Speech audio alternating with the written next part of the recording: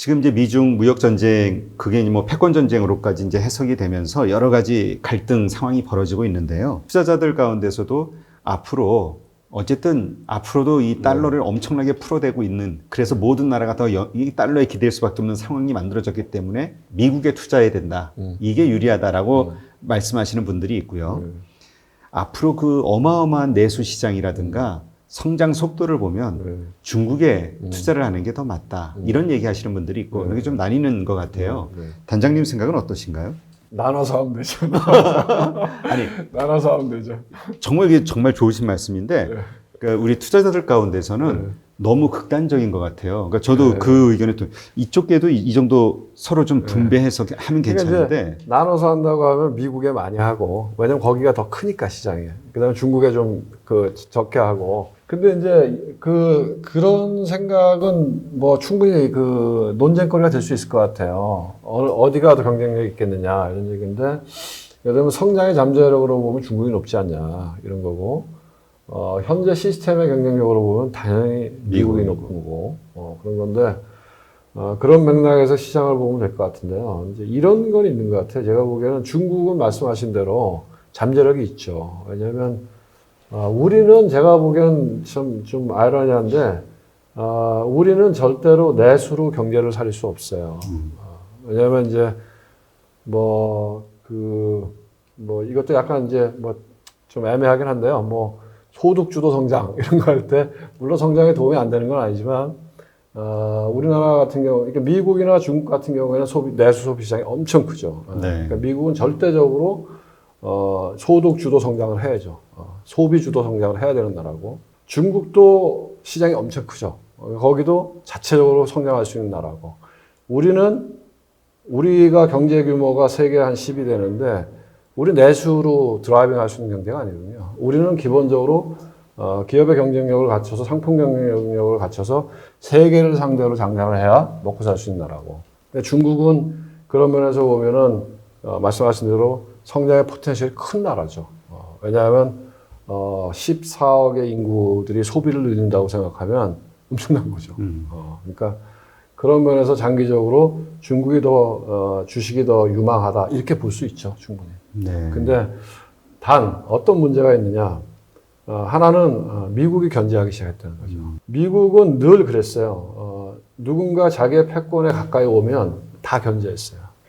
독일을 처음에 했었고요. 그 다음에 일본을 했었고, 그리고 지금 중국을 하고 있는 거거든요. 어쨌든 미국의 견제라고 하는 게 만만치 않을 거다 하는 게 일본이고요. 또 하나는 이제 중국은 과연 정치 체제가 경쟁력일 수 있을까, 이런 거죠. 왜냐하면 정치라고 하는 거는 무진장 중요한 거예요. 우리가 이제 경제 얘기를 하면서 정치 얘기를 하면은 위험하다고 말씀하시는데, 그래도 제가 이제 정치 얘기를 계속 하는 이유가, 경제라고 하는 건 정치와 분리될 수 없다. 정치 경제가 같이 가는 거거든요. 원래 경제학이라는 건 없었어요. 정치학이 있었지. 정치학에서부터 경제학이 나온 거예요. 정치라고 하는 거는 경제가 돌아가는 시스템이에요. 우리가 대표적으로 극단적으로 볼 수 있는 게 북한이거든. 북한이 우리나라하고 같은 한민족이잖아요. 뭐가 다르겠어요, DNA가? 근데 북한 엄청 못 살잖아요. 왜 그러겠어요? 정치 체제가 그런 거거든. 중국을 보고 제가 보기엔 조금 불안하게 생각하는 거는, 이 경쟁이 없으면 효율성은 없다 이렇게 생각하거든요. 그럼 왜 북한이 정상이겠어요? 독재니까. 경쟁이 없잖아요. 그러면 민주주의 체제가 좋은 점이 뭐냐? 민주주의 체제가 좀 말이 많지만 어쨌든 간에 너무 국민들이 살기 싫으면, 힘들면 바꿀 수 있다는 거잖아요. 근데 중국이 어떻게 보면은 이제 모택동의 1인 독재 체제를 등소평이 뼈저리게 느낀 거 아니에요. 그 위대한 모택동이 실수했을 때 중국 국민들이 그 대약진 운동인가요? 그거 할 때 어마어마한 사람들이 굶어 죽었잖아요. 그리고 문화 대혁명을 통해서 정투쟁으로 모택동은 살아났지만, 그래서 상대방 정적들을 숙청했던 거죠. 그때 유속인이 주운내니 등소평이 그때 실가한 거잖아요. 그렇지만 문화대혁명이라고 하는 게 얼마나 오랜 기간 동안 중국의 암흑기를 가져갔냐 이거죠. 그래서 등소평이 권력을 잡았음에도 불구하고 스스로가 살아있을 때 권력에서 내려갔고 집단 지도체를 만들었잖아요. 누가 하나 절대 권력을 가지면 안 된다 했던 게 등소평이 만드는 집단 지도체제잖아요. 근데 그거를 지금 깬 사람이 지금 시진핑이잖아요. 시진핑이 부패 문제를 들고 나와서, 물론 부패가 있었겠죠. 왜냐하면 집단지도 체제라고 하는 게, 야, 너도 해먹고 나도 해먹고 이런 거니까.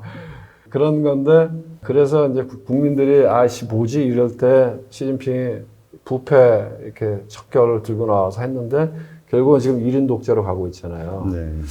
1인 독재 시스템이 경쟁력을 갖출 수 있을까? 그 부분에 대해서 애매한 부분인 거죠. 경제적인 측면에서는 충분히 매력적이지만 그렇죠. 그 정치 시스템 때문에 좀 불안한 요소가 있다. 그렇게 와요. 네. 그러면 결론적으로 안 하는 게 맞나요? 아니면 그럼에도 네. 그 매력적인 요소가 더 크다고 보시나요? 제 얘기는 참조죠. 제가 이제 말씀드리는 거는 그냥 견해예요. 예, 그렇죠. 왜냐하면 제가 뭘 예측할 수 있다고 생각 안 해요. 그래서 결국 그래서 분산 투자가 의미가 있는 거죠. 예를 들어서 내가 뭐 정확하게 맞출 수가 없기 때문에 우리가 분산 투자를 하는 거죠. 그러니까 미국이냐 중국이냐 하면은 이제 우리가 이렇게 담론으로서는 이야기할 수 있지만 투자의 관점에서 보면 다 포텐셜이 있으니까 나눠서 하는 거죠. 나눠서 할 때 기준은 미국을 더 많이 하는 거죠. 아니 제가 이렇게 방송을 하면서 네. 이게 정치 제가 방송하기 전에도 우리 네. 가능하면 정치적인 이야기는 안 하시는 게 네, 좋을 네, 것 같습니다라고 말씀드리는 게 뭐라 그래 너무 극단이에요. 그러니까 경제에 관해서는 어떤 의견도 이렇게 받아들이면서 네. 그 뭐라 그럴까요?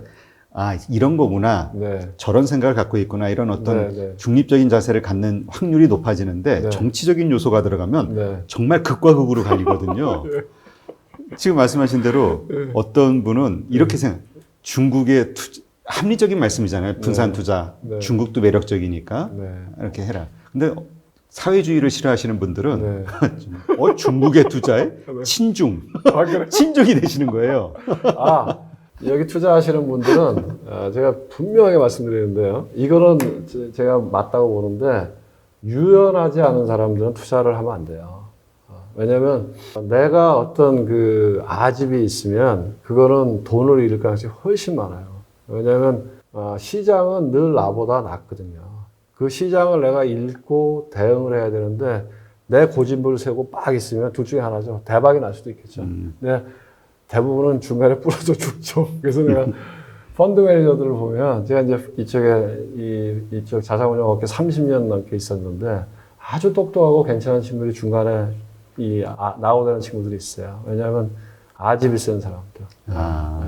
그러면 시장은 아닌데 그러면 제가 보기에는 뭐 저는 열린 사고를 갖고 있어야 된다고 봐요. 그러니까 투자도 뭐 예를 들면 정치가 뭐 저는 뭐 사실 정치에 중립적인 사람인데 뭐 예를 들면은 뭐 나는 뭐 보수고 나는 진보고 이런 진영 논리가 강한 그런 진영 마인드를 갖고 투자를 하면 그럼 투자는 잘 안 될 가능성이 훨씬 많죠. 그러니까 보수가 됐든 진보가 됐든 옳은 얘기는 옳은 얘기로 받아들일 수 있고 틀린 얘기는 틀린 얘기로 비판할 수 있어야 그래야 그게 합리적인 거죠. 네.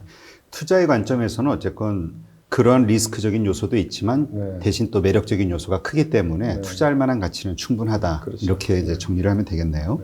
지금 펀드 매니저 말씀하셨으니까 왜 펀드 매니저가 세계적으로 정말 유명한 투자가들 보면은 연세들이 막 80, 90, 워렌 버핏부터 시작해서 뭐 조지 소로스니 막 이러잖아요. 현역에서 뛰는 분들. 근데 우리 일반 어떤 이런 데서는 한 40 좀 넘어가면 다 이렇게 도태되지 않나요? 그건 나도 저도 이상하다고 생각해요. 예. 그러니까 저는 어떤 생각이 드냐면, 요번에도 그 경험이 많은 이런 펀드 매니저들은 지금은 위험하니까 좀 이렇게 중립적인 자세로 조심스럽게 포지션을 취하고 경력이 짧은 사람들은 과거에 어떤 쓴맛을 본 게 없으니까, 그러니까 폭락의 경험이 없으니까 용대리라고 막 밀어붙이고. 근데 결국은 저희가 용대리라고 그러죠. 용대리라고 그래요? 왜냐면 옛날에 이제 강세장에 오면 네. 증권회사 객장에 늘 용대리들이 있어.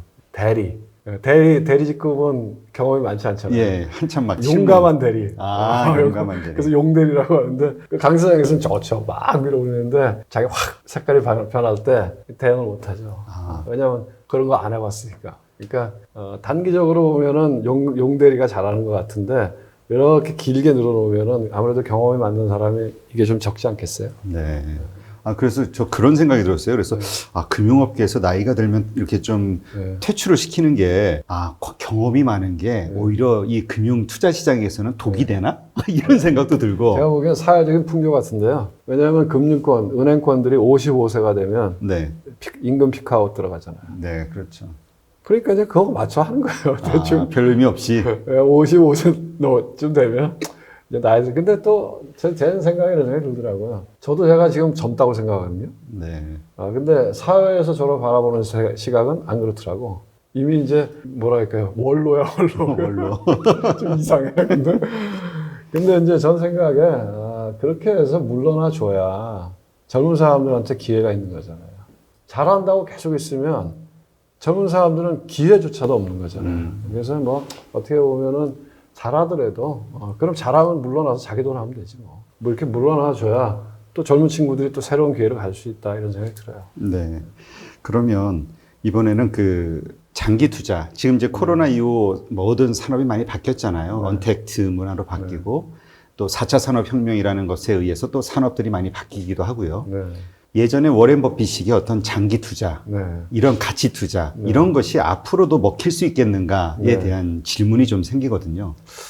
그러니까 이제 워렌 버핏이 최근에 수익률이 안 좋죠. 워렌 버핏 수익률이 그렇게 좋지 않아요. 근데 이제 제 생각에는 가치 투자는 늘 맞죠. 왜냐면 가치를 사는 거니까. 근데 이제 다른 게 뭐를 가치로 볼 거냐 하는 거죠.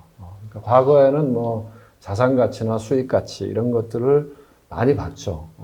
그런데 지금은 어떻게 보면은 혁신이라고 하는 걸 더 많이 쳐주잖아요. 가치로. 그러니까 뭐를 가치로 볼 거냐 하는 건 시대마다 다른 것 같아요. 그 시대. 그래서 제 생각에는 제가 이제 다른 방송에도 그런 얘기를 했는데 어떤 주식을 사야 됩니까? 그러면 저도 잘 모르지만 시대 정신을 담는 주식을 사는 게 맞다. 그런 것 같아요. 네. 그러니까 뭔가 계속 혁신, 사회를 혁신시켜 나가는. 그렇죠. 그러니까 무언가 이제 사람들, 인간의 삶에 무언가 가치를 가져다 주는 그런 거죠. 네, 그렇군요. 네. 오늘 또 이렇게 현장에서 오랫동안 그 투자를 하시고 또 큰 자산을 운영하셨던 우리 이창훈 단장님을 초대해서 투자와 관련된 여러 가지 부분의 이야기들을 한번 들었는데요. 여러 가지 인사이트를 얻을 수 있는 아주 좋은 시간이었습니다. 아닙니다. 어쨌든 좀 도움이 됐으면 좋겠습니다. 네. 예, 아마 정말 많은 분들이 지난번 방송도 그렇고요. 네. 많은 인사이트를 얻으실 거라고 저도 기대가 됩니다. 그런 보람 있죠. 네. 네. 네, 이렇게 오늘 나와주셔서 고맙습니다. 네, 고맙습니다.